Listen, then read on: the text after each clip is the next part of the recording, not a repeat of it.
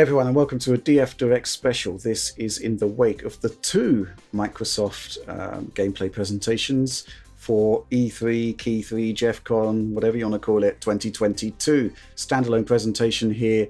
Xbox and Bethesda joining forces to show us their wares for 2022 and 2023. Joining me to talk about it, first of all, Oliver McKenzie. Hey, good to be here, guys. Fantastic. John Linneman. I'm here as well. And I suspect there will be Rays to be traced that does need appropriately expert commentary, which means Alex Battaglia. Yeah, it's the only reason I'm here. Let's go on to the first topic, the first game of the show that caught our eye, and we're going to be starting in reverse order. The show concluded with an extended look at Bethesda Game Studios' Starfield, start of the show for many. And yeah, we're going to be talking about it first. John, I'm going to go to you first because you've been taking a look at the asset in quite a lot more depth. What's the major discussion points here? Well, I think it's one of those games where they show a lot during that trailer, right? Like they do have the initial gameplay sequence, but then there's a bunch of different cuts and a sort of a demonstration of the variety you can expect from the game. So, you know, looking at it more closely, it does tell us a lot about what they're doing. And I cover a lot of this stuff in a video that is almost finished by the time we're recording this. But it does indeed look like it is, you know, as we expected, a continuation of their work in the past, the creation engine stuff. But, you know, I actually loaded up Fallout 4 and Elder Scrolls Skyrim's Anniversary Edition, to say the full name. And there's a lot of major improvements here, especially with the way they're handling distance rendering.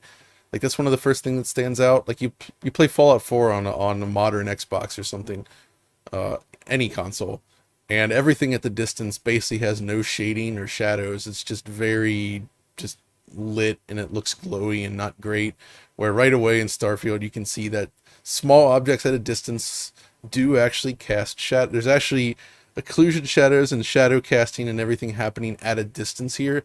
It's not super high fidelity necessarily, but I think that's really important to sort of grounding the world. And then, you know, there's some nice effects work and stuff with like the fogging. They've got this nice valley height fog effect going on. So you got actual volumetrics there, which I see Fallout 4 actually tried to simulate as well, but it did it with billboards instead. So you just kind of have these like 2D textures in there. And now it looks much more robust now. Honestly, there's a lot to say about all of this, and that's in the video. The resolution thing was interesting. You know, obviously it's early footage, but the gameplay sequences were different from the more cinematic shots I found. So all the stuff with the HUD was native 4K, but without any sort of anti-aliasing, which is odd because Fallout 4 does have TAA. And that's what the other shots have as well. So I'm not sure what they were showing or why it didn't have AA enabled during the gameplay sequences. But it's still work in progress. Yeah, exactly. It's just a strange choice to have a mix of shots, right? It's not consistent across the board. So I guess they were probably created slightly differently because, you know, you need cinematic shots from one source and whatever. It's very sharp. It's 4K.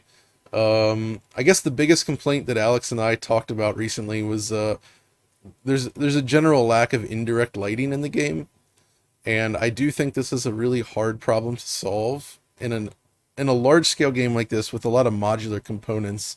It's not really feasible to bake out your lighting, right? Just the amount of data that would be required to make that work would be ridiculous. And there's some other solutions as well. I mean, ultimately, I think both of us would like to see real-time global illumination from ray tracing, but I don't think that's necessarily feasible, especially considering the state of performance in this sort of early demo. But, I mean, you know, I don't want to go too much on this. I think it looks pretty good, and it's probably the best-looking game they've made yet. But there's definitely some areas that I think we had hoped that we would see improvements based on last year's teaser trailer, right? Yeah. Oliver, what do you think about this one? I think it's definitely an evolution of the Bethesda technology. And I think what John said about shadow maps, that's something that really stood out to me looking at the footage, was that, like, first of all, the local shadow maps, especially indoors and on enemy characters, seem to be quite high resolution. And there also seemed to be like multiple shadow casting lights in some scenes, which I thought was cool. Nothing too extraordinary, but like if you remember Fallout 4 and Fallout 76, those just used AO indoors, which looked weird.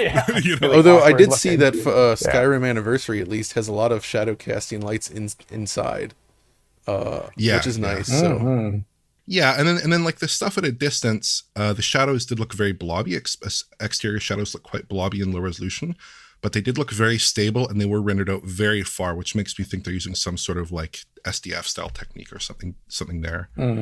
And yeah, overall, like it looked about as well as I think could be expected. Some of the landscapes did look pretty good, especially towards the end of the trailer. They showed off a lot of variety there. My only real concern, and I think this is probably a concern shared amongst everyone on this discussion, is the performance, which, granted, I'm glad that it is like a definitely not faked in any sense, but like there were a lot of performance issues. It was mostly 30 FPS, although I did note some 16 millisecond breaks in between frames as well. So I wonder if there's some frame pacing problems. And then there's some big hitches and stutters and frame rate drops, especially during the combat sections. So it's all a concern. The problem there is we can't actually measure the frame rate in this demo because the trailer that they uploaded is in a 30 frames per second container only, right? So we need the original 60 hertz asset for that to work, and we don't have access to that. So Alex, you like your science fiction hard? Yeah, very hard, diamond so hard. Diamond hard. Where does this one land for you? All right, so I think there is an unfortunate media and discursive tendency to want to compare games that don't require the comparisons comparing. that came up with this. Oh my one. God! Comparisons Yeah, with No well, Man's I'm just Sky. saying, like like in the '90s, there were a lot of space games, and you didn't need to compare them all because you realized that they had different objectives and different desires and wants.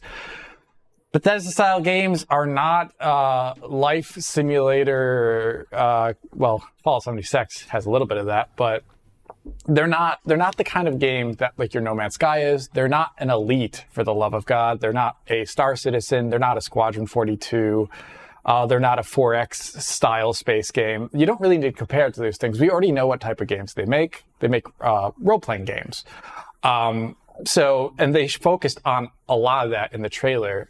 There was some gluing of flight simulators or space simulator style games, the fact that you have a ship and you go to different planets. But we kind of already know what the gameplay meat here actually is based upon their previous games. And they didn't show anything different regarding that. Just the fact that there's like space combat. That was really about it.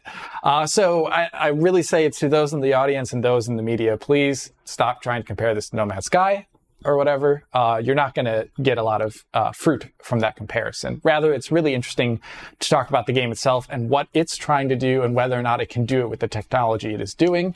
And they've already, through the IGN interview on this game that I sent John this morning, they've already mentioned one thing that is actually, I think, almost...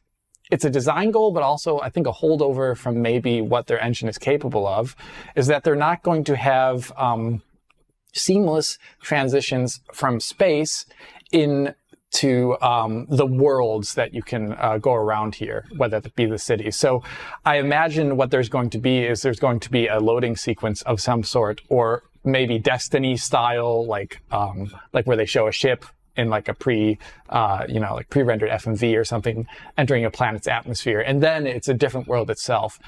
And I would say that is a little bit immersion breaking, usually in a game like this, and it's always been one of the problems with the Creation Engine ever since, well, quite a while now, where when you go into vaults or you go into towns or even sometimes individual houses like in Oblivion, there would always be a load. Like a dungeon, you go into one and there'd be a load and a separate load, and it would kind of take you out of the world in that moment for what was otherwise a surprisingly immersive and really detailed simulation, I would say, for a lot of those games. And to see that coming back here, again, just on a different scale, it is a little bit sad, because I think one of the really cool things about games that take place in space is the ability to get a sense of that scale. Through a seamlessness that, you don't need to compare to other games to just kind of like break that down a bit. Other than that, though, I'll echo everything that both Oliver and John have said, that I think this is a pretty big step in comparison to what they've shown in Fallout 4 or Fallout 76, which I never thought were good-looking games, let alone Fallout 3 or even Skyrim. I think this is like their best-looking game to date. There were just some strange things that I was surprised were not there. For example, in the preview teaser trailer we saw last time of the character inside the ship, they were really good at showing off like at least some form of real-time reflections. It was hard to get a sense of what they were. They kind of looked actually ray traced like, but here there was just like cube maps, zero even evidence of SSR, which was really weird. Yeah. So what they definitely showed was pretty work in progress. I think the lack of AA is another, and the performance is another indication of that. But in the end, I don't mind. I just like seeing games being shown off in the way they showed them off, which was a developer talking about it. They show gameplay sequences. They talk about their goals with the game. They take at least 5 to 6, 7 minutes to explain all these things. And it's not just like contextless footage or a pre-rendered trailer. So massive credits to Bethesda for always doing that with their games. Yeah. I feel like that's actually one of the strongest aspects of this presentation. It was just a masterclass in sort of showcasing what they're attempting to achieve here, right? Like, they kind of went down the checklist of all the different types of gameplay you might encounter, explained what and why you want to engage with this stuff, and really gives you this broad understanding of what the game is trying to be, which, you know, is something we don't see that often these days. And this is something that another game that we'll be talking about today did well, I think, too. I did want to talk about one more other thing with Starfield that I don't think we have any details on this, but one aspect I really was hoping that they would offer, and I'm not sure that it has this, but we don't know for sure, is the ability to interact with the ship while the ship is in use. So the idea is, like, let's say you take off from a planet, you're in space, you could get up from the captain's chair, go back to first person, and essentially explore your own ship. And the reason you might want to do that is because they could actually include things where you have to manage resources, manage aspects of your ship, you know, deal with different threats. You could have failures on the ship that you need to deal with, like mid-flight. I feel like these are the things that could make space travel but basically more risky and interesting, right? Like, let's say, okay, I want to go to this planet that's in another system. It's very far. I have to travel there. Maybe I'm not doing it with FTL or something. Or you are, and either like an enemy encounter happens, or like you have a ship failure. Like, let's say you do get attacked or you get damaged by something. You need to get out of the cockpit, go into your ship, and actually take care of things. Or let's say you're trying to fly somewhere, you're near another planet, suddenly there's a problem, there's a resource shortage, there's some reason you can't continue, and you have to essentially go down to the planet's surface nearby and find a way to get what you need to continue your journey. And that might be in there. I don't know yet, but that's the kind of thing I was envisioning for this. And I really hope that something like this is present, because as they showed it, you can walk around your ship for sure, but they only showed it on the planet's surface. And when you're actually flying in space, it almost seems like it would describe the player becomes the ship. You know what I mean? So that seems to be the case for sure. Yeah. I don't know what they're doing here, but that was just something I had been thinking a lot about. Well, I think from my perspective, it landed exactly where I thought it would land, so to speak. Obviously, last year we had a CG trailer, which was kind of presented as in-engine. So I guess what people can do now is go back and look at that trailer, compare to actual gameplay to see the kind of gulf between in-engine and actual gameplay, which, you know, that's quite a big gulf. But I'd say the game landed, as I said, exactly where I thought it would be, which is to say bigger, more expansive than anything we've seen from the studio before. Definitely for the next generation only, just in the scale and the scope. Just the memory requirements of what they were doing in there are probably going to be quite substantial, certainly based on what we've seen on Creation in the past. And but yes, in terms of landing, in terms of expectations, that also means that, you know, I do expect jank from a BGS game. Unfortunately, I mean, the level of polish has never been particularly great in those titles, and we saw that. And, you know, kudos to them actually for actually showing that, because it would have been very easy for them to edit around those performance snafus that we saw. There are some things where we've seen big technological leaps. That's the thing. We saw it with the Creation Engine last gen, where there were big generational leaps, but other stuff didn't seem to get the attention it deserved. So character rendering this time around, it's improved, but you've still got the dead eye syndrome, where it just doesn't really convince. Yeah. But I think the takeaway is that people who love these games are going to be head over heels for this. I think it's exactly what they want. And I've got to admit, I'm just sort of taken by the ambition of this. What they're doing with it is quite phenomenal, which leads us on to the elephant in the room, which is, of course, 1,000 planets. Which, it's got to be procedural, right? But when you go down the procedural route, your storytelling opportunities are kind of thin, right? I mean, John, what do you make of that claim? So my first reaction was a little bit of skepticism, and I'm still a little skeptical, but thinking about it, my guess is that, so procedural generation is very common today, right? And they often mix that with hand-placed assets, and there's a lot of like tweaking going on. It's not just raw generation, but if they develop a robust enough algorithm to generate planets that produce somewhat realistic results based on the way that terrain might actually form, that kind of makes sense for unexplored planets at large, right? And they can do something where, there's key planets that you'll visit over the course of the story that are much more carefully designed, right? Probably still generated terrain, of course, but then they place civilization and structures and sort of build everything on top of that.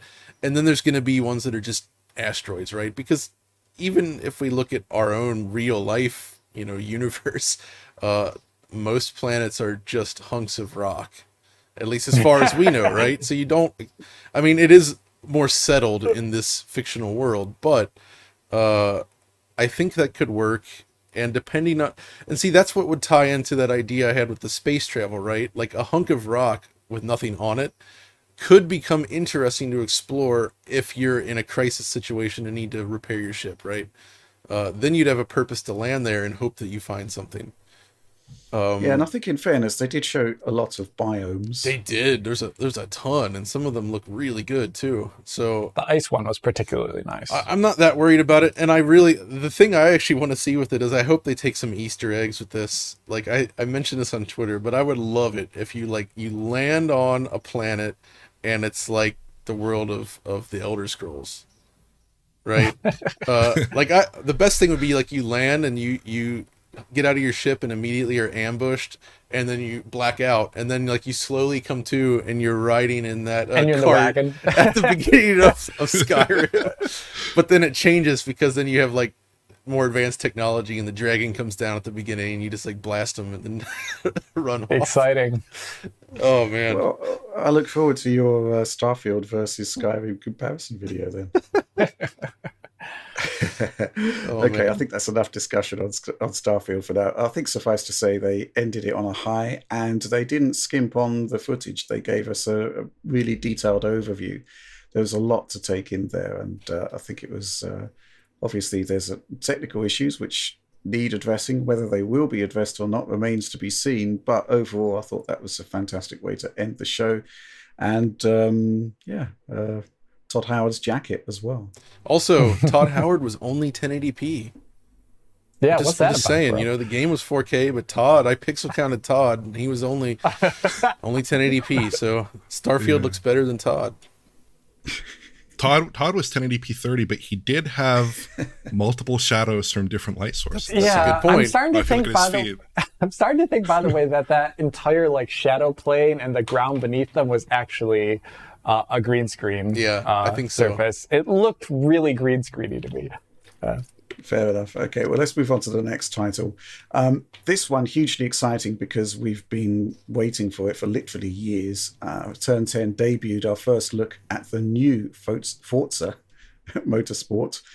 And no numbers. It's a reboot. And the demo was absolutely phenomenal. And I'm not just talking about the content, but the presentation. Yeah. The way they put that demo together, it was kind of like a real-time tour of the new engine and the new game. I thought it looked absolutely terrific.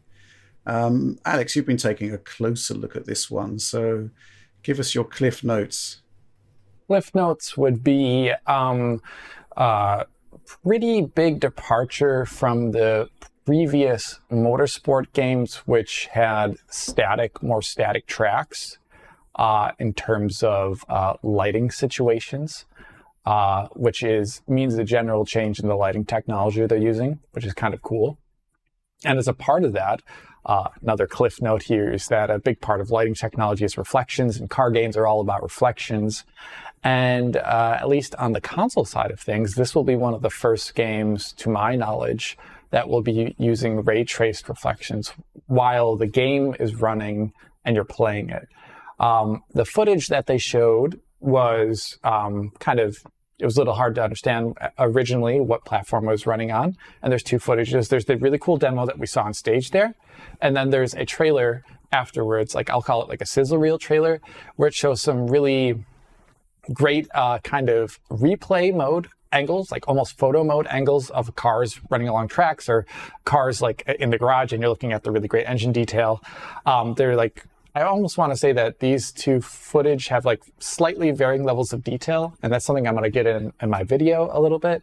But one thing that we found out after the fact is that it is actually running on PC, but they kind of present in the video that you're also going to be seeing extremely similar details like this on Xbox, which would be pretty great. And based upon the trailer, it sounds like it would be ray tracing at 60 FPS in gameplay there. We don't know the specific details of that yet because, once again, that was PC stuff. But that's really awesome because ray tracing at 60 FPS in a car game where really you can't make too many shortcuts there about like the quality, it becomes really obvious at these high speeds and also at the general reflectivity of car paint and things like that. So I'm really excited to see what that looks like when it does come out in game. I did have a little trouble, like I said, from understanding in the trailer, like, okay, is this the PC version at the highest settings? Is this like Xbox equivalent settings? It was a little hard to understand that. But that's kind of like the generic rundown, I would say right now, where it's really cool to see them embracing stuff that I really don't think they could have done last gen, like real-time lighting instead of bake lighting on last gen. They would be really hampered by the base Xbox One there to even bring that out. Like their previous games all targeted really high resolutions with MSAA on the base Xbox One, and they really probably couldn't do real-time shadow maps and real-time indirect lighting, let alone something like ray tracing on that console. So it does look like it's a suitable jump towards next gen. I'm just really excited to see even more now in terms of the details of what that means across the platforms. Yeah, just to get some clarification on what it was actually running on. They're saying it was PC, but they're confident that the visual quality will be very, very similar on consoles. I mean, based on Forza Motorsport 7, I mean, that would kind of check out. Maybe there'll be iterative upgrades. And certainly based on what we saw in the demo, which we should be talking about in a lot more depth in your content, Alex, it's not beyond the realms of possibility that we will get that on a console. I don't think so. There are some hints about it in the trailer about what are the ways they could make ray tracing more performant. And that's kind of what I talk about in the video. Yeah, fair enough. Yeah, but they are saying that everything that we saw in capture-wise was PC. I guess I've got 2 points to make. First of all, in terms of the content, the upgrades seem to be everything that everybody wants from one of these simulation games, right? You know, the deformation stuff on the crashes was next level. Dynamic time of day. Remains to be seen whether we get dynamic weather. I wouldn't put it past them, certainly. I think they mentioned it, actually, Rich.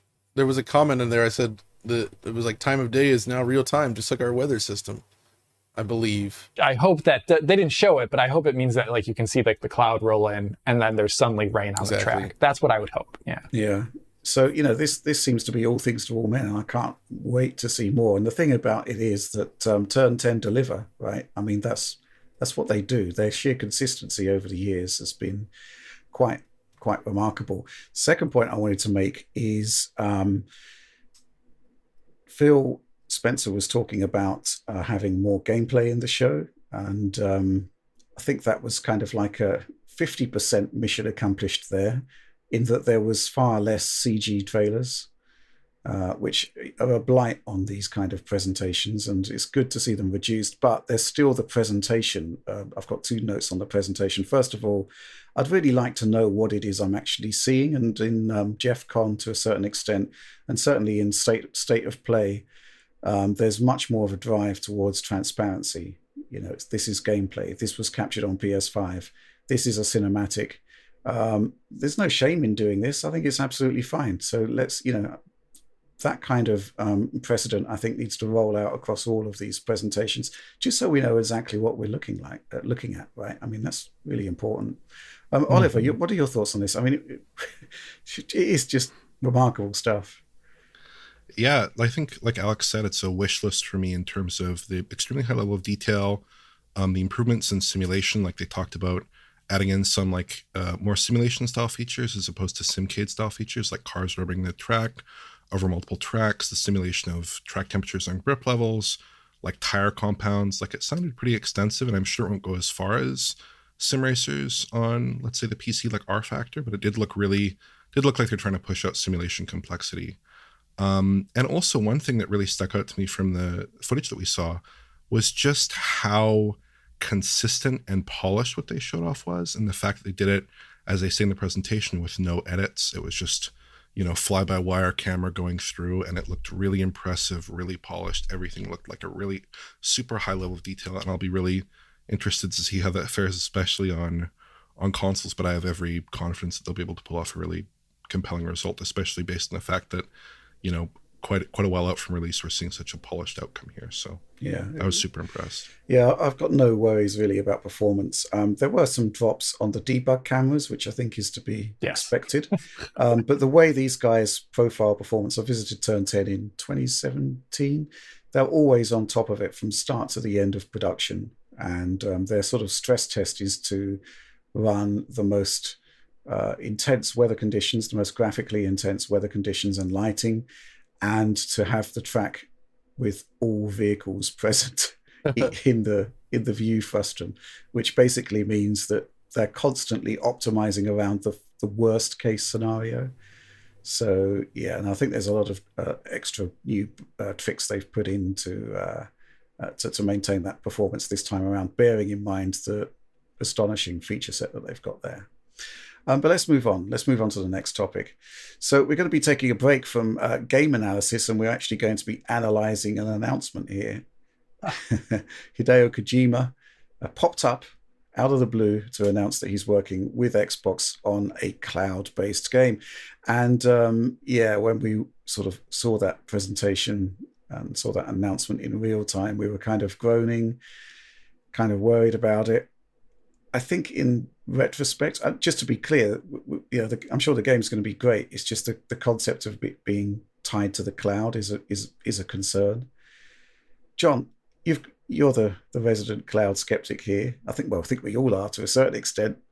But do you think this is going to be a streaming game, or do you think it's going to be a game that is reliant on cloud infrastructure? And if it is a game that's reliant on cloud infrastructure, isn't that just a multiplayer game? Yeah, it's not entirely clear what he's attempting here, but I feel like obviously I'm not a fan of cloud stuff, but I'm willing to have an open mind on this one because I do genuinely enjoy most of what Kojima Productions has produced over the years, because they often do focus on slightly different, more bizarre things than the competition, I would say. They kind of do their own thing, right? And you remember Kojima all those years ago with weird ideas like, what if you had a game disc where when you lose, the game disc destroys itself and you can't play anymore? I mean, that's just ridiculous, right? But like, you see, I feel like whatever he's thinking of here kind of comes out of those types of thoughts, So I am at least certainly curious to see what it is that it becomes. I would seriously hope it is not a cloud streaming thing.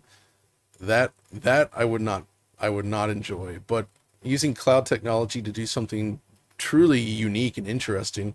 And I think that they're one of the few studios that could come up with something that's really compelling for it. I think it could work. And I mean, right now there's not, how many games have we played that actually really rely on cloud to great effect? Like Flight Simulator, I would say, yeah. I mean, that relies on servers to, you couldn't produce all of that data locally in a way that makes sense, right? So that's one example of where it works, and I think it's okay there. And I hope that this is the same situation here, because we don't really know anything else, right? This question of streaming versus leveraging cloud infrastructure. From what I know of the man, the guy's a presentation perfectionist. I can't see that he would want to have his game delivered via a stream, especially when the quality of the xCloud stream is kind of questionable. So yeah, I'm hopeful that this is actually a truly ambitious project that is actually leveraging cloud infrastructure in a way that's been pioneered by Flight Simulator. That's my hope. Alex? I think that's exactly what's going to be based upon design. I honestly think Kojima projects usually build off one another in terms of ideas. You see, like, there's a direct continuity between Metal Gear Solid 3 and then the stuff on the PSP with Metal Gear Solid 5 and some aspects of 4. And then you look at Death Stranding and it's kind of like building off of what Silent Hills might have actually tried to be in certain ways. There's aspects of there with like the BTs that were probably going to be a thing in Silent Hills.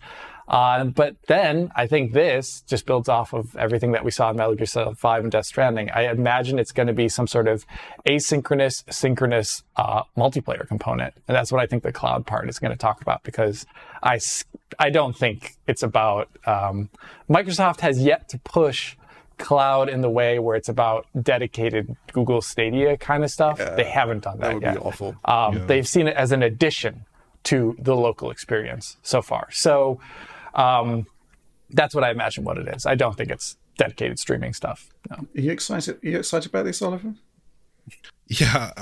Well, I'm very excited for whatever Kojima does next. In terms of the specifics of this announcement, there aren't really any.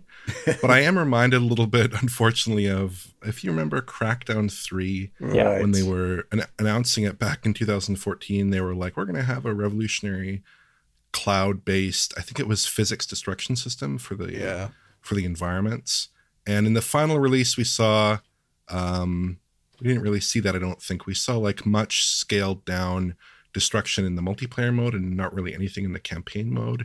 And I just don't think that cloud processing is a good fit for real-time rendering unless you're doing it all in the cloud. Mm-hmm. But I don't think that's what we're seeing here. I think it is like going to be some asynchronous gameplay stuff, like more concept driven, like we saw with Death Stranding. I would agree there. Yeah, I mean, Crackdown, they basically dumped it, right? The demo that was shown, I think it was at a Gamescom. It was Gamescom. Was it 2014? Maybe. I was there for it. I remember seeing that demo. It was right. It was impressive. There's some extant footage of it from IGN, which does look really, really impressive, and it is totally different to what we actually ended up with. And I think a lot of it is going to rely on the infrastructure from Microsoft, which, apart from the recent Xbox Live outage, seems to be pretty resilient, right? I mean, Azure is state-of-the-art stuff. I guess the final note, I mean, just the pathetic reactions we saw to the fact that Kojima is actually working with Microsoft on something when apparently he owes a life debt to Sony. It's just like, come on, let's just wake up. It's pathetic. Once again, people are erasing history. They keep forgetting about the MSX, you know? He owes his life debt to the MSX, John, right? Oh dear. Okay, next game. Now this one is interesting. At the last conference, we had the debut, the announcement of Redfall from Arcane Austin, Bethesda Studios game. But this was sort of classic CG territory where we basically learned absolutely nothing about the game whatsoever. Fast forward to 2022, and it's a different story. We've got another extended gameplay segment. And I don't know what to make of this one. I think it's going to be good. I trust Arcane. But at the same time, when they started talking about multiplayer, I could hear John groaning.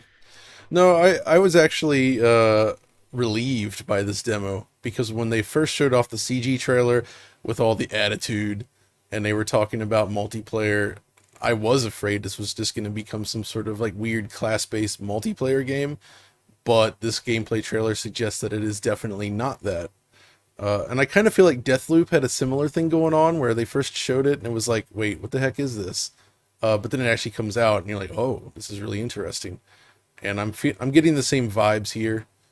And like you say, Yeah. I mean, Arcane, I think, is one of my favorite development studios these days. They make games that I love to play. So I will give them the benefit of the doubt on this one, I think, until we actually play it.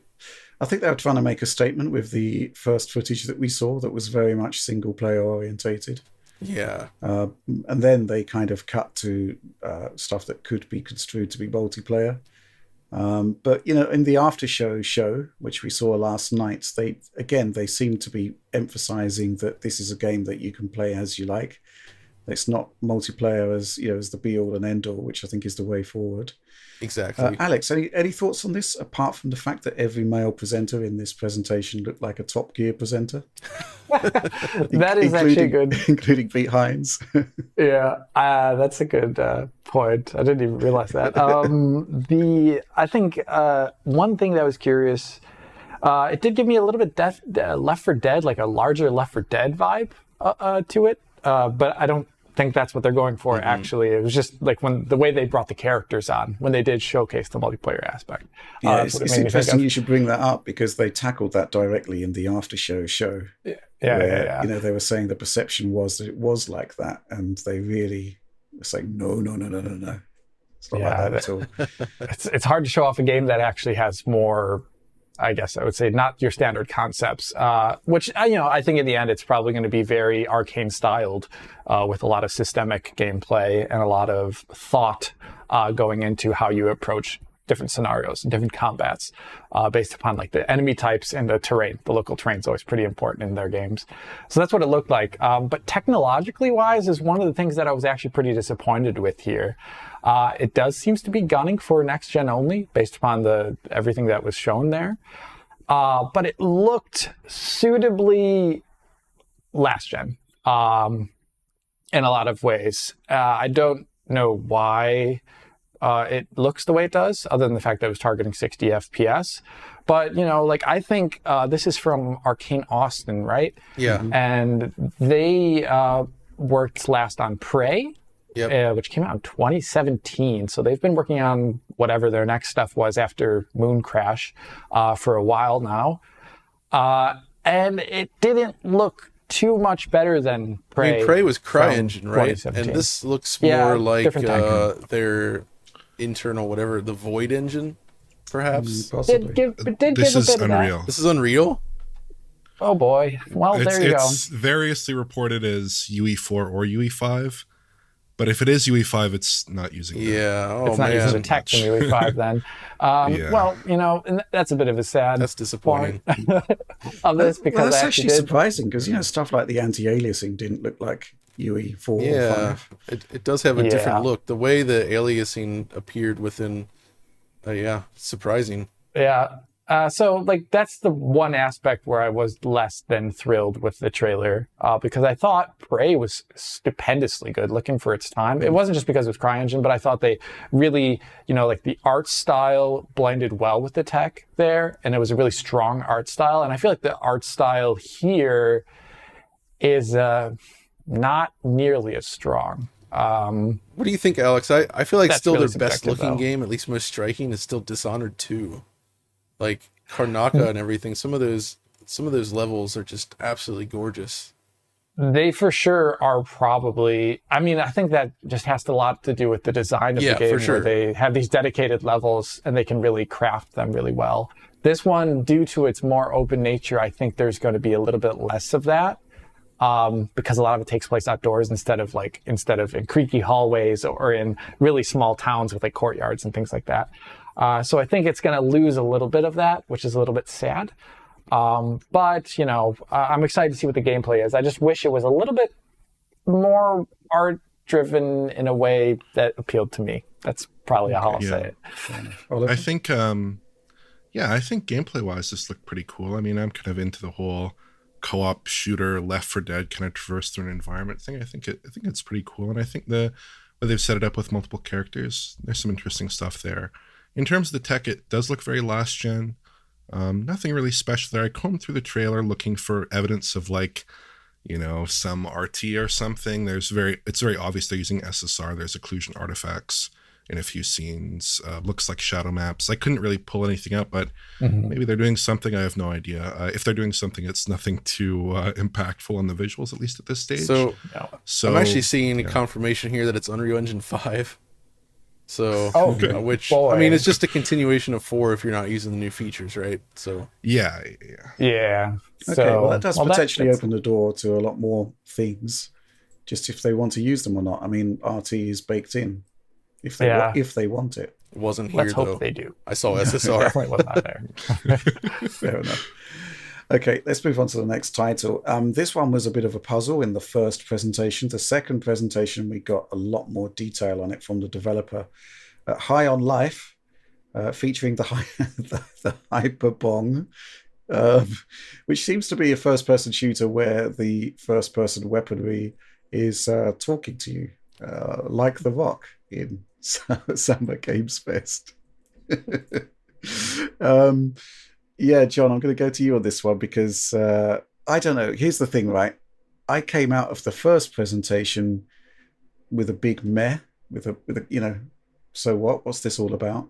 And this is definitely an example of how presentation really is key in selling a game, because the second extended showcase, the developers were there to tell us about the game, and suddenly it's looking a whole lot more cool.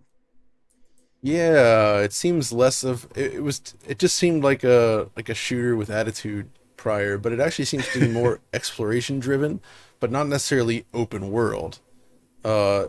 Almost perhaps a little bit of a Metroid vibe to what they're proposing, at least, which is interesting. And looking at what they've done visually, it is actually so. Whether you're not into, I can enjoy. I like Rick and Morty, all right. So this could be quite entertaining in that regard. But the animation work is actually quite good overall. They're doing a lot of these like blobby looking creatures, which requires sort of that squash and stretch style of animation to pull off effectively, and they've definitely got that down here. There's a lot of variety in the environments. It's very colorful and kind of bizarre looking, as you would expect from these guys. So it does seem more promising knowing more about the concept of what they're trying to do with it, basically. Yeah, thoughts, Alex?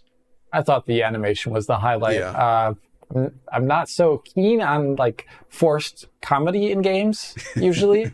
I just always think of Borderlands in those moments, and I don't find those games very funny at all. When there's more subdued comedy, like Sam and Max or something like that, where it is funny and it's trying to be funny, but it's like integrated really well into the game design and mechanics. So I think what they got going there in terms of like mixing this animated feel with the guns talking to you, I think it actually could work. I just hope that it isn't trying to be funny the entire time. That's really about it, because usually that's not very funny when you try and be funny for an entire stretch of like games, especially like this one. If it does have these Metroid elements, it's going to be a little bit longer. And can you really stretch out comedy for that long? I don't know. Do you like your wackiness in games, Oliver?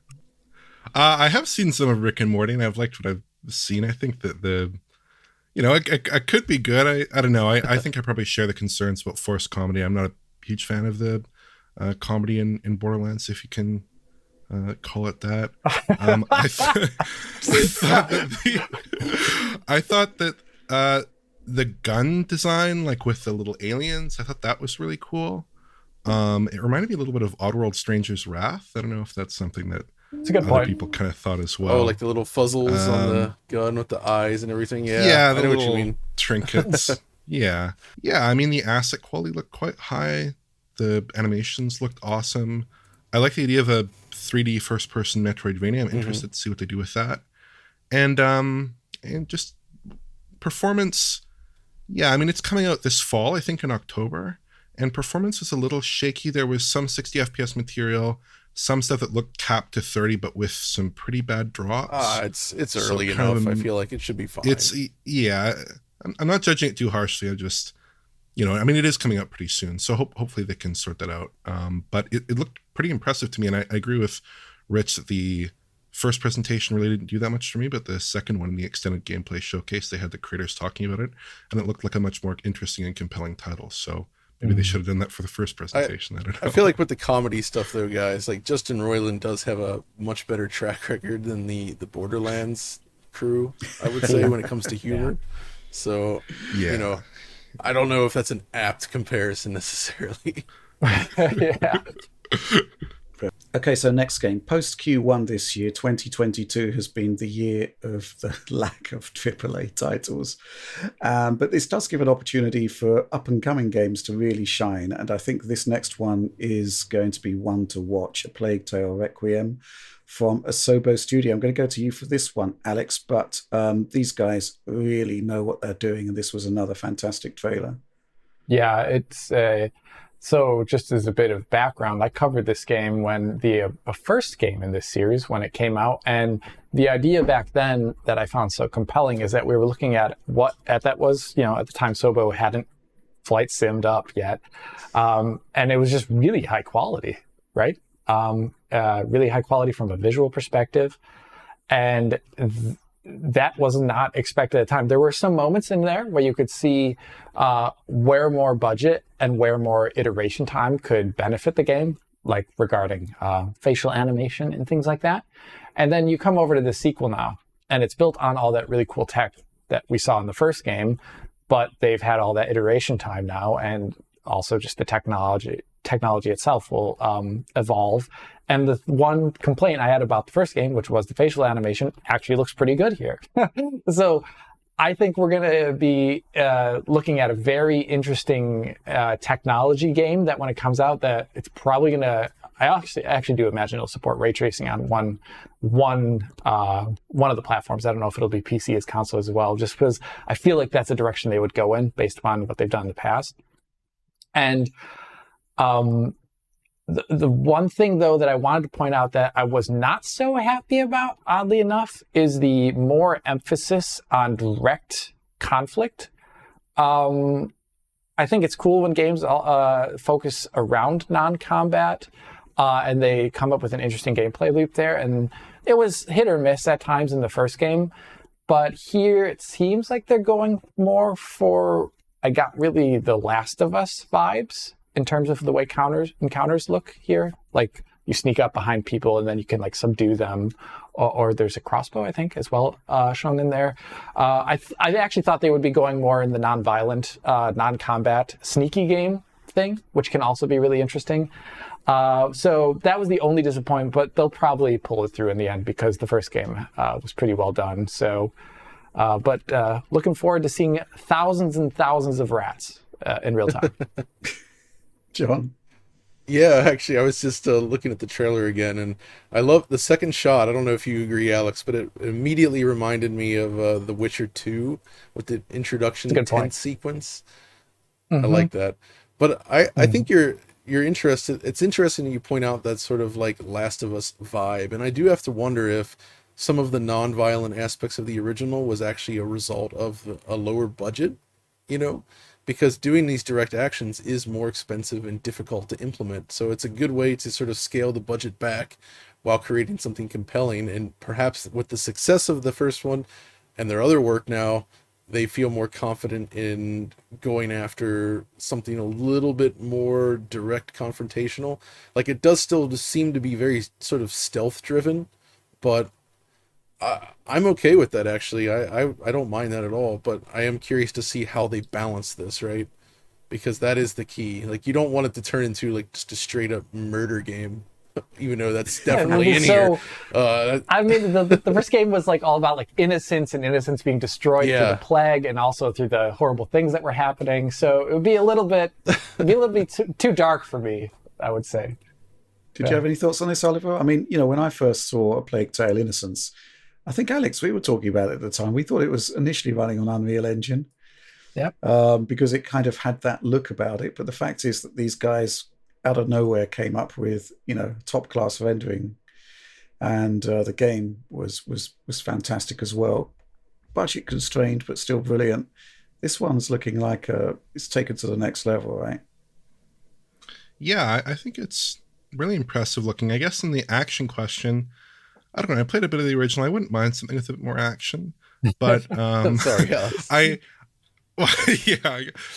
Different strokes, I suppose. But I think here it may also just be a question of like they want something that looks appealing in a sizzle trailer, right? I think that could be part of it. And in terms of the rendering, the environmental stuff looked really good as it did in the first game, but also the character rendering and the facial rendering looked really quite nice here, quite a big improvement. So that's probably the biggest thing technically. And the hordes of rats are still really impressive.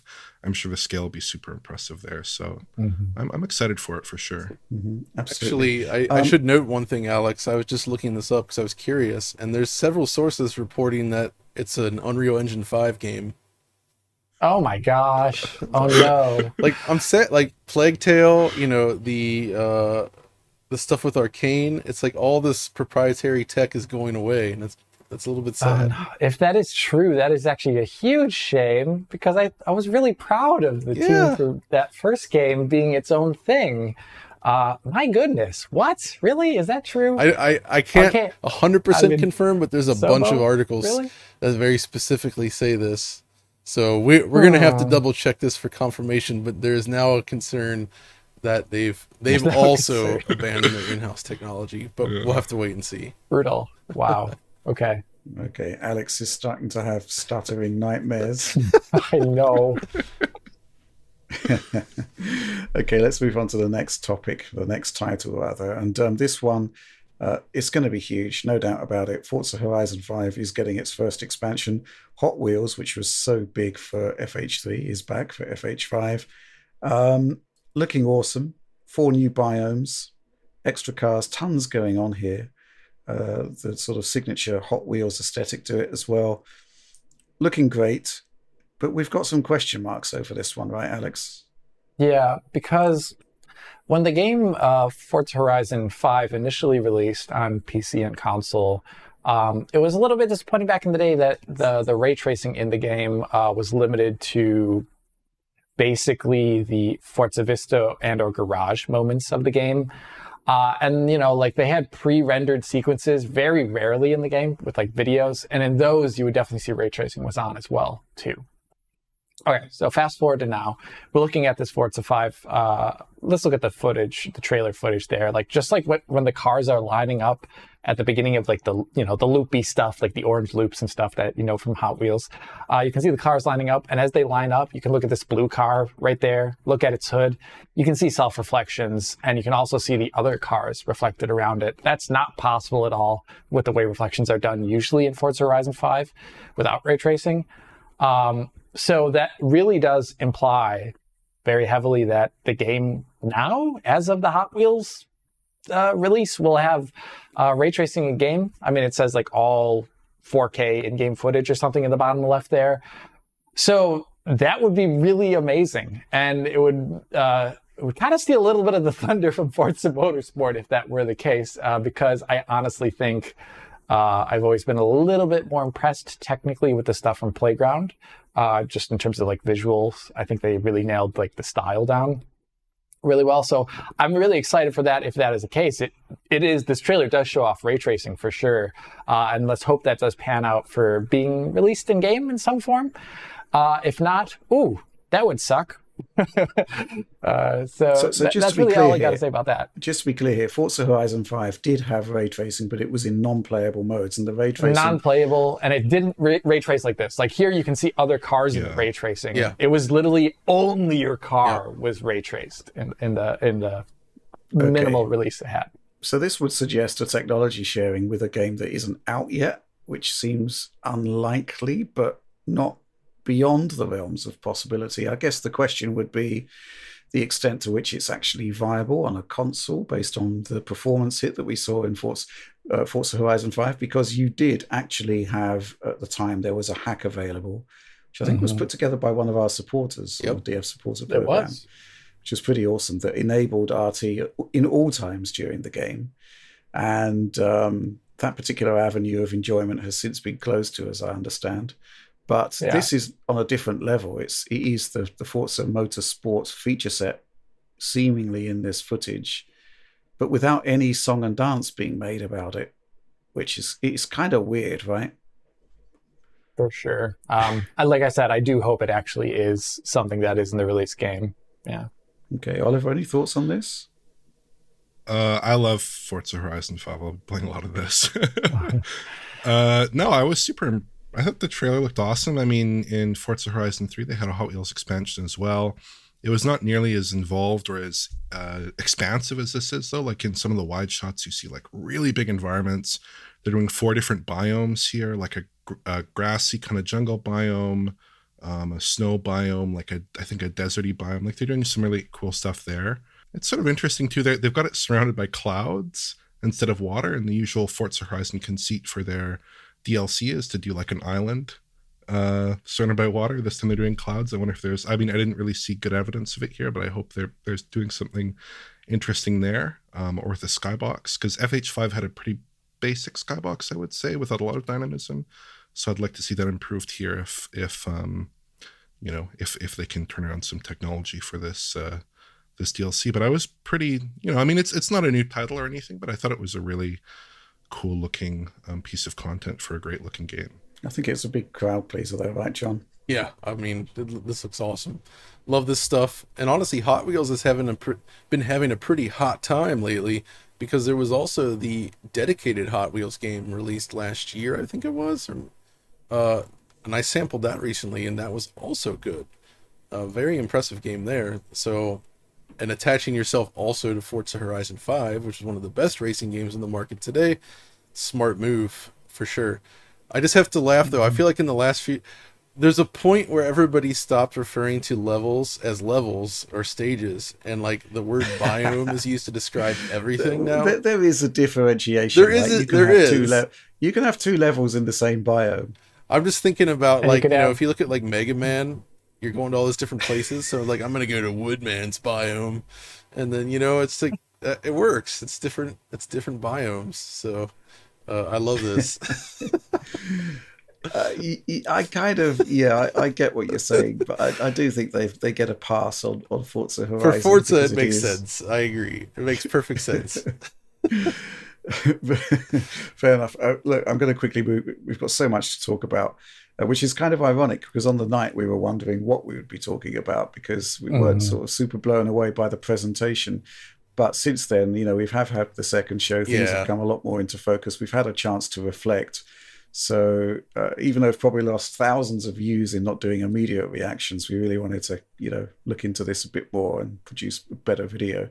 But for this next one, man, Ark Survival Evolved 2, starring Vin Diesel, Unreal Engine 5. Talking about transparency, interesting messaging on this particular trailer about what it actually is. John, this has got to be for you. As Vin Diesel said, true gamers are excited about Ark 2.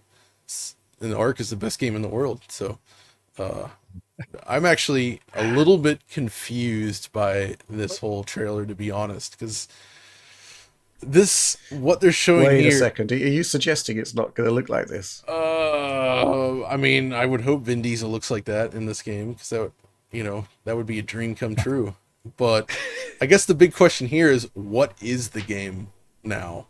Right? Yes. Like, because they're like, oh yeah, it's in-game Unreal Engine 5 stuff, and I'm like, but there's nothing in Ark that's even like thematically or like that would look like that. You know what I mean? It's a completely different thing. It's a survival game. So I'm curious now, is it actually a different style of game? That could be interesting. Or is it actually just more Ark?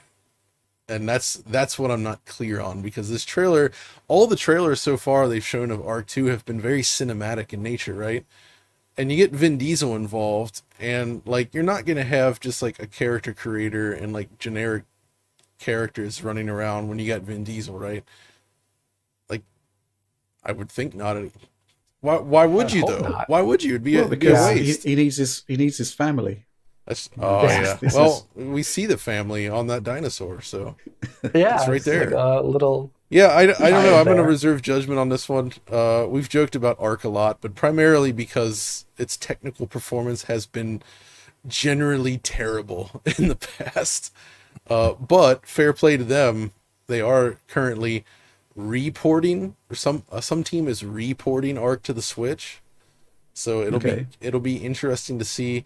Like, we haven't seen a situation like that since I think it was Zone of the Enders 2, right? Which was ported by High Voltage to HD consoles, and the port was so lousy that they actually went to a different developer in Japan to report the game, and it was dramatically better. And they actually released the new port just as a patch, basically.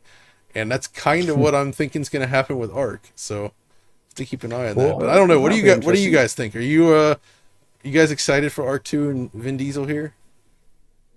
Well, I think Vin Diesel has attached himself to really good games in the past. Chronicles Riddick Yeah, Escape it's from amazing. Butcher Bay is really good. Yeah. So, and the fact that they're showing things that are more definitely cinematic, they're not like those weird deformed human beings on the beach of Ark, like that's for certain.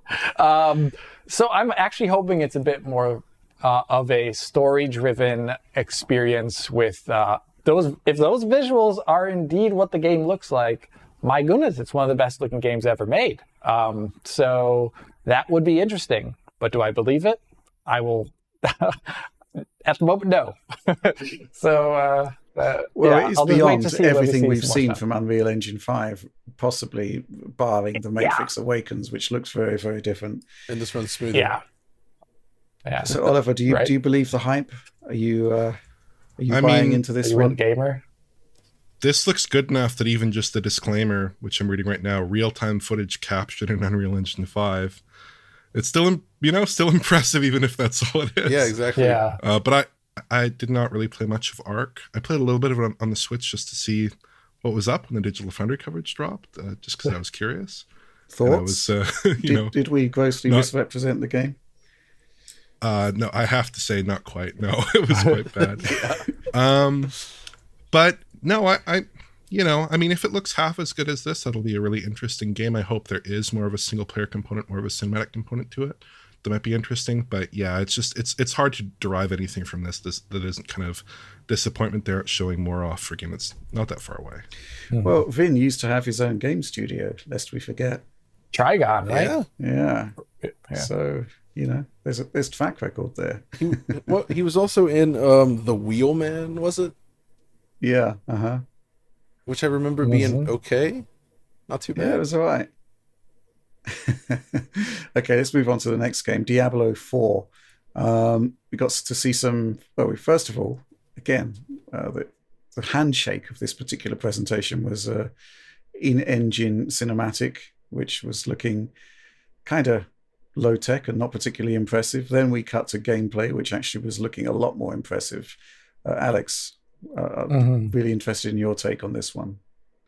I'm say what you will about them as a company, but I think this was a much more visually interesting showing than Diablo 3's initial visual showing, where there was a large backlash regarding the change to the Diablo art style.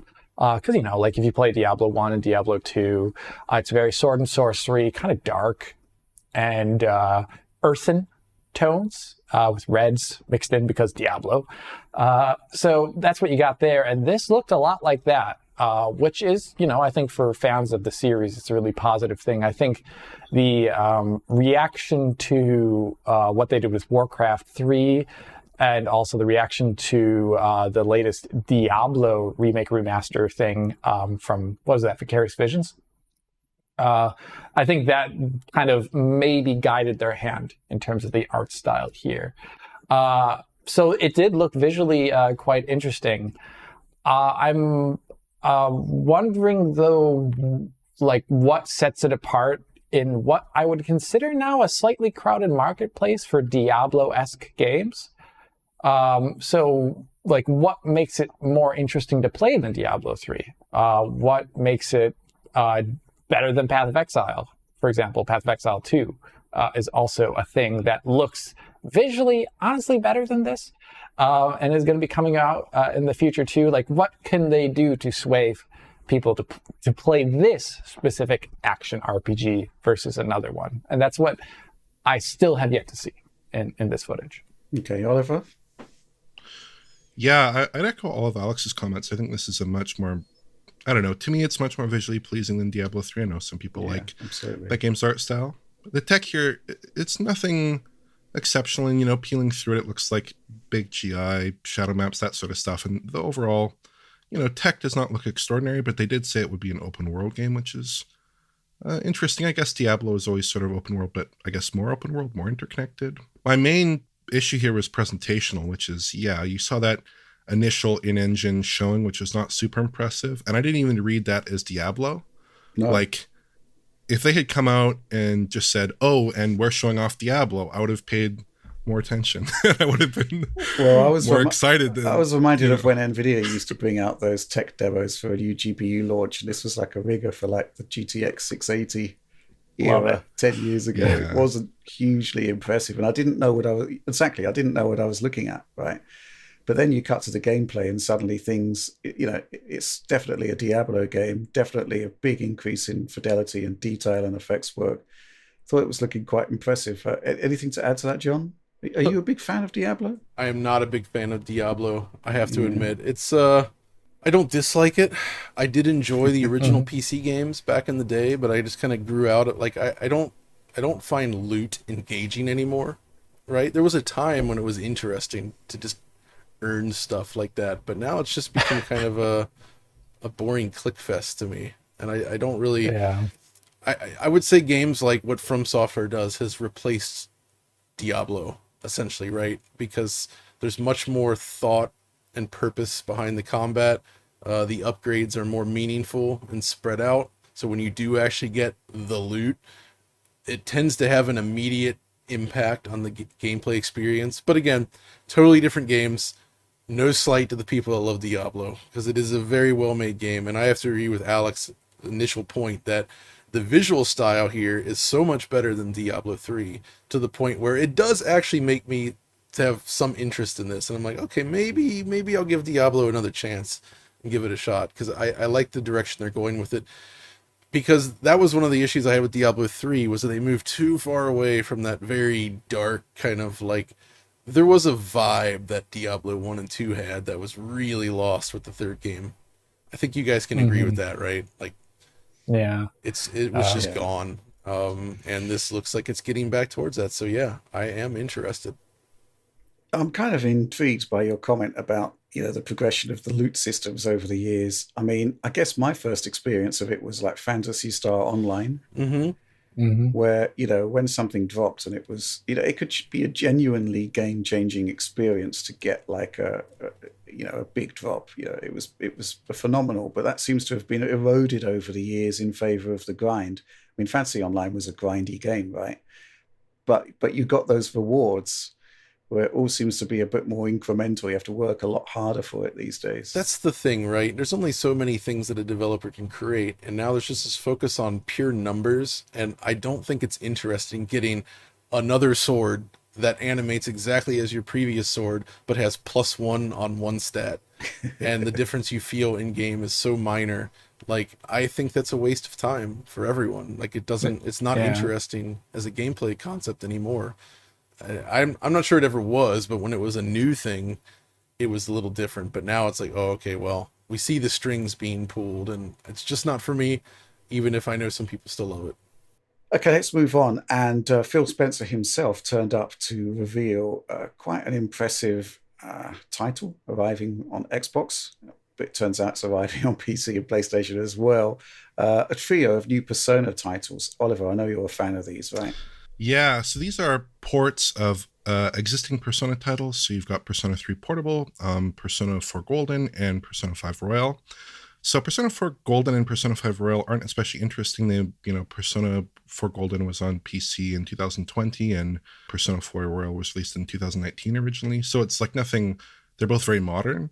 But the sort of interesting thing here is There are multiple versions of Persona 3. So the initial version shipped on PlayStation 2. Persona 3 Portable shipped on PSP. And the notable thing about Persona 3 Portable is that it lacks the 3D elements in the exploration areas and in the cities.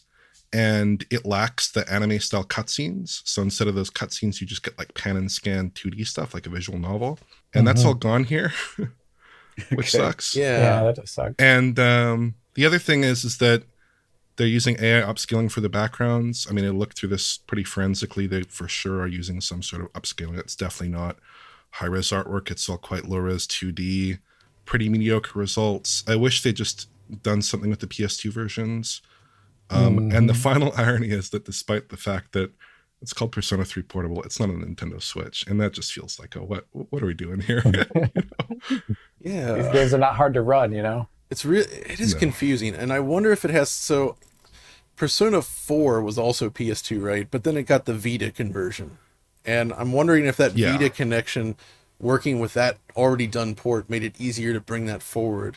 Whereas perhaps it has been deemed not worth the effort to go back to PS2, which the code may not exist, and like who knows how difficult it would be to rebuild the game from that. And maybe they just determined that it's easier, they have more assets available, more code possibly for the PSP version.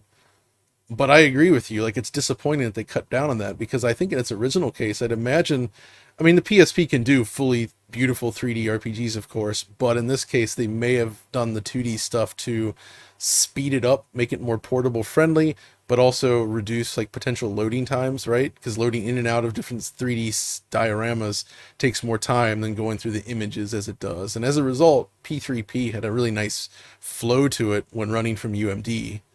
So, but it's just a shame to see that decision continue to have the knock-on effect of going forward. And this is stuff we've seen before, right? With like, there's definitely examples of games that were ported once, and then every new version is based on an imperfect port. Like Halo was like this for years. Like everything was derived from that not so great Gearbox port of Halo Combat Evolved. And it took until very recently where we actually got a lot of the original Xbox effects properly replicated in Master Chief Collection. So disappointing to see here with Persona 3. Any notes on this one, Alex? Is this your kind of game? No, not really. But I'm happy to see it coming to PC, because if there's anything I've ever learned is that like your niche Japanese game is going to have a huge audience on PC. Why aren't you releasing there? So good that it's coming there. Right, yeah, that's an interesting point. I mean, there is that remarkable statistic that Elden Ring is, had, I think it was something like 54% of sales on PC. Yeah, Goodness. right. And it's like one of the worst versions. Like what are you doing? What are you doing? Fair enough. I'm going to stay with you, Alex, for a quick commentary on Scorn, which I think is now confirmed for coming this year. From my perspective, the presentation looked pretty much the same as prior presentations, which is to say really high detail artwork, promising game. But I think we need to go hands-on before we have any kind of firm conclusions about it. What do you think? Yeah, and also every single time they show it off, it's a little bit hard to get an understanding of the gameplay loop. But this time, at least, they did emphasize in the voiceover, and they've got, the actor from Hellraiser doing the voiceover there, which is pretty funny. That it is actually, it has combat, but it is not a combat game, is what they said. That's it's ambitious. Let's see how that turns out. In terms of visuals, I think it's going to be probably super awesome looking game to run on like PC or your Xbox or whatever. They've really nailed their art style down. And one thing that we got a first taste of in this trailer that actually excites me is that they revealed some of their music from the game, and it's being done by the band called Health. If anyone's ever heard of them. They worked on Max Payne 3, and they're like the best part of that game. So I can't wait to hear what that soundtrack sounds like when it all comes together. So excited. I'll definitely want to cover this one. I think it's Unreal Engine 4. Little bit stutters. Wonky. So yeah, I'm really worried about those stutters because, it's a smaller team. Maybe they didn't, catch the memo about PSO caching, a little bit worried. Anything to add to that, John? I mean, Yeah, we've been seeing this game for a while, and I agree with Alex. It looks really visually. I mean, it's HR Giger, of course, all the way to the point where it's.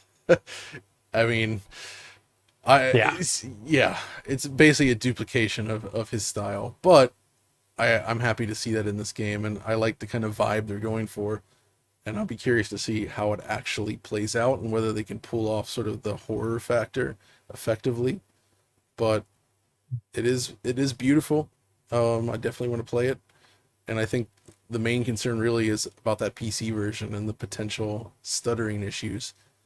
Because I think, Alex, has there been in the last like year an Unreal Engine game that shipped that you've played that has not had this issue? I don't think there's even when it shipped, the shipping status. No. Yeah. So yeah. So we'll see, but it's a concern. Oliver, it's all about delivery at this point, right? I mean, it's been trailed for so long. Well, I think there's some interesting stuff. Like they showed off an extended gameplay demo. I don't know if it was. I don't think it was at the showcase necessarily. I think from the PC Gamer showcase, right?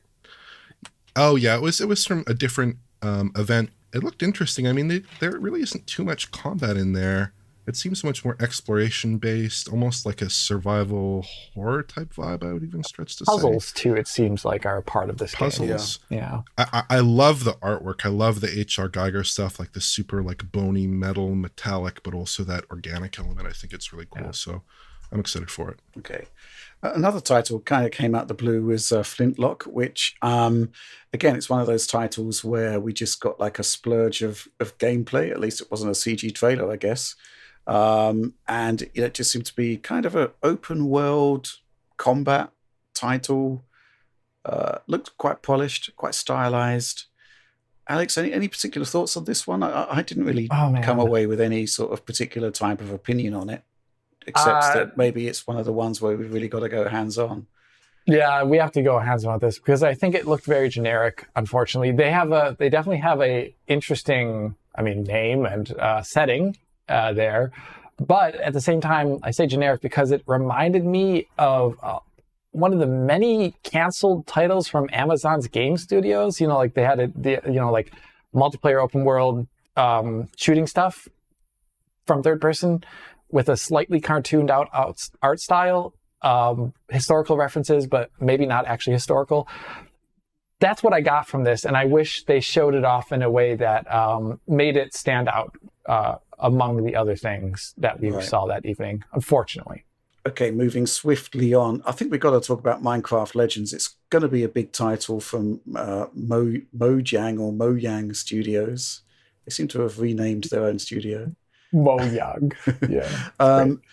So this one was kind of weird in that there weren't many bait and switches within the initial presentation, but this one, initially we thought we were getting some kind of ray-traced Minecraft explosion of loveliness, and then the intro cinematic ended and it seemed to be something very, very different. Oliver, any thoughts on this one?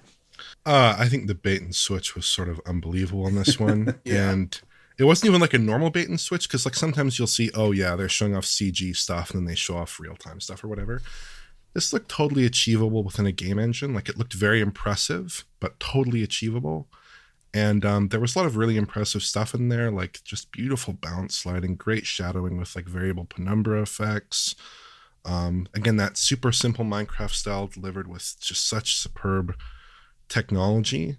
And then they flash I think literally 2/3. It's like 4/5 through the trailer.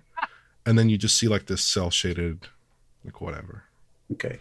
Just disappointing, I guess. Well, I think it's more the case that the game could actually be really good, but it's overshadowed by the fact that the cinematic just kind of like set expectations to another level and put us in the mood for something completely different, which is not great.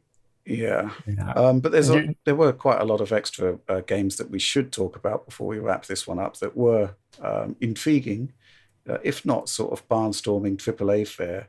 Benedict Fox in particular stood out along with a couple of others, right, John? Yeah, Benedict Fox I think was one of my favorite looking games here. Like the way the trailer opens didn't necessarily catch my eye, but then it quickly jumps to sort of this 2D side-scrolling adventure action game. And yeah, I really like the art direction. I love it has this really nice sense of depth in the background where it maintains that 2D perspective, but there's a lot of nice volumetric effects and light spilling in across the scene. And it almost looks like this takes place not in the PUBG universe, but in the Ori universe.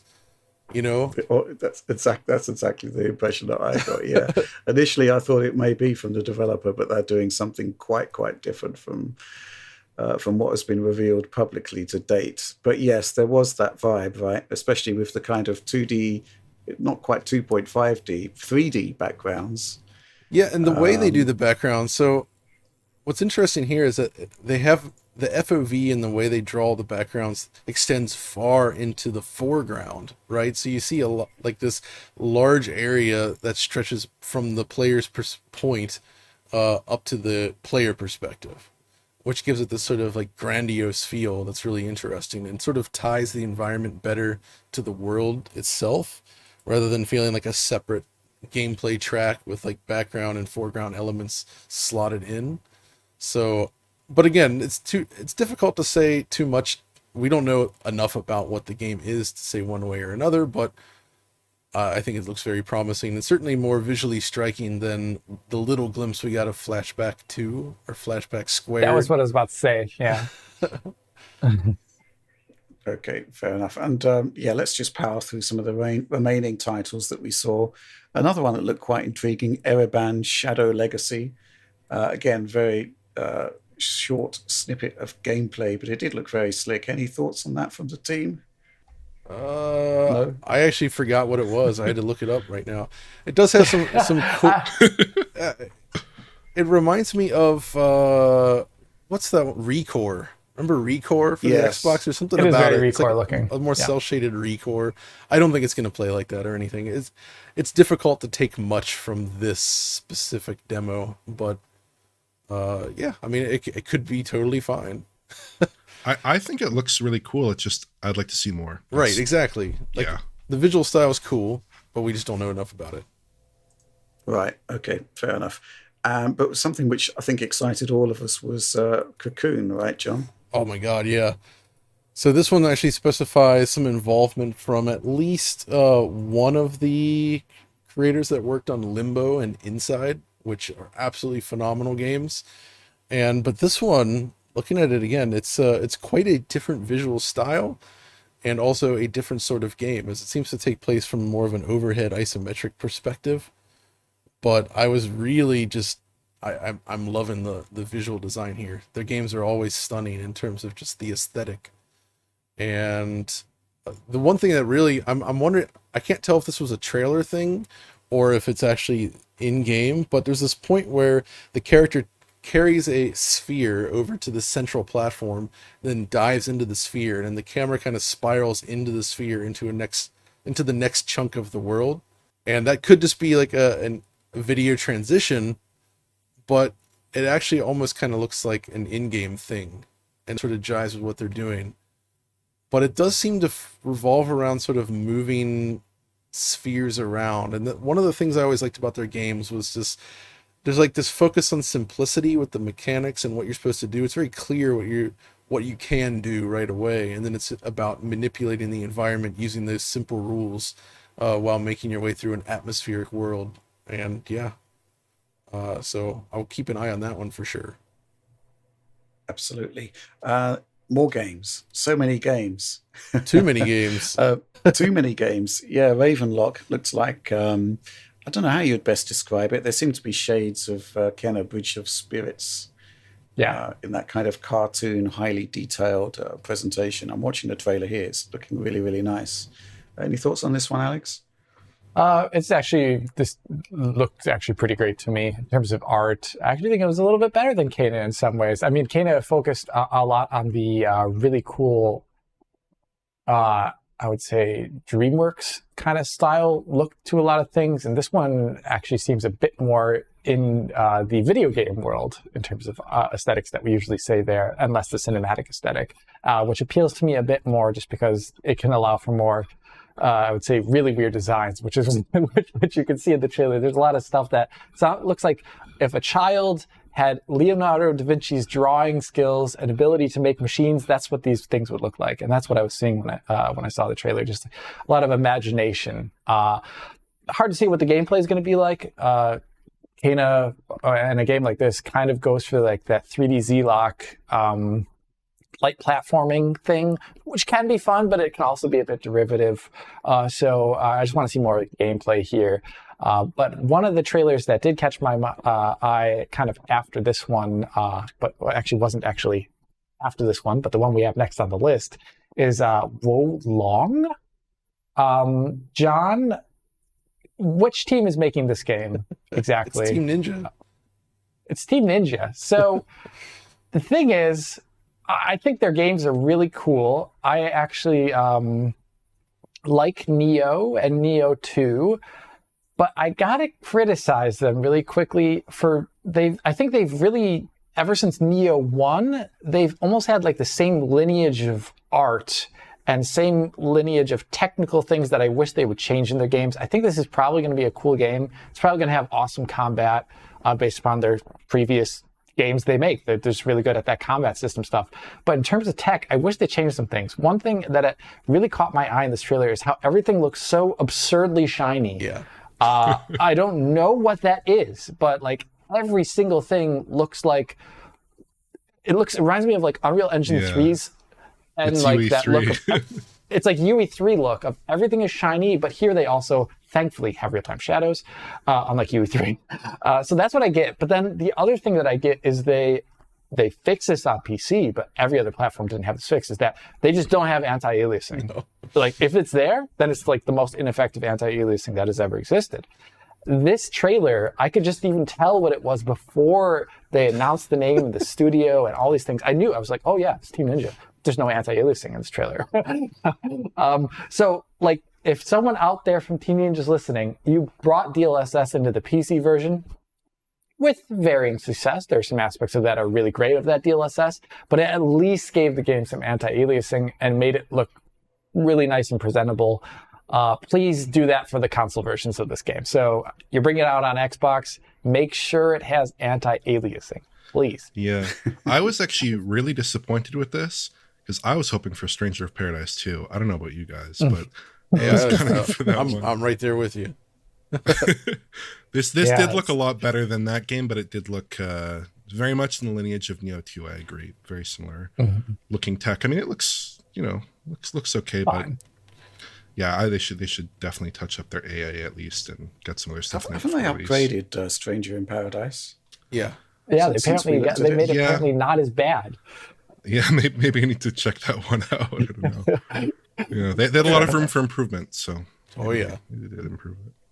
I'm just going to go around for final thoughts on this show. I remember on the night, I wasn't actually that impressed. I think part of it was that the stream quality was abysmal. It really was pretty poor. And also the presentational methods were such that I just got sort of footage fatigue by the end of it. Just seemed to be one thing after another. A lot of the sort of presentational techniques used in the creation of these trailers is very generic, resulting, even if the actual content is good, resulting in something that just doesn't leave an impression. The show that was a couple of days later, I actually thought was a lot better in that we actually had a chance to linger on some of these games to actually see how they play. Shock horror. So yeah, I mean, I'd say based on the fact that we have managed to talk for almost 1.5 hours about this conference, which is the length of the conference, I actually think they probably did a pretty good job with that. I guess from my perspective, the state of play was just a bit more focused and a bit more transparent about what you were seeing, while Jeff Con actually had, they went out to get those AAA game reveals, even if there was actually, not much to actually bring home there. John, final thoughts? Yeah, once it settled and we saw the second presentation, I think it was generally pretty good. I think the thing with these presentations is that we always want those big surprises, and they almost never deliver. And that's just the state of things these days, right? And the way things are revealed and all that. We kind of have to let that go. It doesn't always make sense to save all this stuff for these big shows. So there were things that I was expecting to be there that didn't show up. Like there was the talk of the GoldenEye re-release, which is gone. There was just some other things that we might have hoped to have received a peek at that just didn't show up. I mean, in that sense, it did feel very focused on here's what's coming in the near future, which I can respect because we have been seeing crazy amounts of delays. And in fact, maybe it does make sense to wait to announce stuff until it is a little bit closer to release going forward. And if that's part of the strategy, then fair play. But I would say this whole not E3 thing has been somewhat underwhelming in the end. There's only been a handful of titles that like actually genuinely excited me over the course of the whole thing. Like the Callisto Protocol, for instance. That's very exciting. Right. But beyond that, you know, it's good. It's solid. And I think it's, we'll see where they go. I guess we always say this, but it's going to be next year's show that's perhaps most interesting, since we'll finally, hopefully, get visibility on stuff that's just not really a known quantity yet. Hopefully. Fable. Yeah, Fable. Yeah, nothing more on that. Hellblade. Yeah, exactly. No, I mean, they've already shown some gameplay demos of that, but there was nothing for Hellblade 2 as well, which is a little bit surprising, I guess. So the only thing that we joked about, I think, was that I think it's like the 6th or 7th consecutive year where we've had the Elder Scrolls Online in there. And, you know, Sea of Thieves was there again. And I like Sea of Thieves, actually. But I don't know if throwing those into a show of this size makes that much sense. I feel like the people that play those games, they play those games and they'll know, right? And it just sort of like adds in more time that's not necessarily well used. And also that earlier section with Riot Games, that was this show, right? Like that was awful. Why was that in there? It's in Game Pass. Yeah, we haven't mentioned Game Pass, but it is huge for Microsoft. Sorry, Games Pass, Alex. Yeah, thank you. Yeah. Okay, final thoughts, Oliver. Yeah, I would totally agree with John there. Like, I think that the quality of the individual presentations was actually pretty good here. And I especially like the deep dive on Starfield. I thought that was a really, really good presentation. They hit all the major points. And it was a really, showed off the game in the state that it's in, but I think that was pretty respectable. And it was an impressive showing. My primary concern is just with these like interstitial type games where like we didn't really need to see the Elder Scrolls Online. Grounded, I guess, is out of early access. Sea of Thieves still exists, and Riot Games is still a company. And I don't know. Yeah. I mean, they're non-announcements, right? Like even the Elder Scrolls thing, which is probably the closest thing to an announcement, or the Grounded thing. I mean, the Elder Scrolls expansion was already announced, previews, whatever. Like maybe they showed a tiny bit more footage. It just, that stuff kind of stuck with me. And this show could have been probably 30 minutes shorter, sort of like the state of play was a little bit shorter. But Starfield was great. Forza was great. Forza Horizon Hot Wheels, I think that's cool. There was some other cool stuff in there. I mean, a lot of really cool stuff, a lot of really cool titles. I think they could have paced it better, but overall I was pretty pleased with the presentation. As the PC gamer focused person on the team, Alex, what are your takeaways? A nice diversity of gameplay types were shown off here, which I like to praise. I'm not into AAA as much as I used to, so I do like seeing smaller titles. But I want to echo Rich and partially what John said here about the presentation of the games. I prefer what they did for Forza Motorsport and for Starfield, which was a dedicated, at least 5 minutes long, something or another where the developer is actually talking about what their goals and what the gameplay is going to be like and what their vision is. That is the stuff that I like a lot, and less so a lot of trailers after trailers after trailers. Even if they're showing in-game stuff. Regarding in-game stuff, though, Microsoft needs to get way better at actually saying what their video is running on. If the other, players in this game can do it, whether that be Sony, whether that be the Jeffs, whether that be whatever, they actually have almost more responsibility because they have such a wide range of devices. Xbox One and your kitted PC are very different, and it's really important to let the person in the audience know what they should expect visually from their game. Yeah, absolutely. I think Sony have kind of cracked that one based on the last state of play, where it was, the default was running on PlayStation 5, right? And if it wasn't, you knew. I think that's the way forward there. But, to be fair to Microsoft, they had a ton of stuff that they wanted to show. I just think that we shouldn't have to be watching a supplementary show afterwards, 2 days later, to get, the kind of detail that we should have got in the first show. Maybe the answer is, 2 or 3 shows night after night, I don't know. But I think there was an improvement here in that the CG side of things was kept to a minimum. But it wasn't quite the gameplay showcase that Phil was promising beforehand. It was still very much trailer central, right? But definite progress. I think that's the takeaway. Anyway, that's the end of the show. Hope you enjoyed it. Please do like, subscribe, share. If you enjoyed the content, ring the bell for those notionally instant notifications. No guarantees on notifications there. That is by disclaimer. DF supporter program. High quality video downloads of everything we do. Awesome Discord community, early access, amazing retro stuff. It makes sense. But that's all from us. Thanks for watching.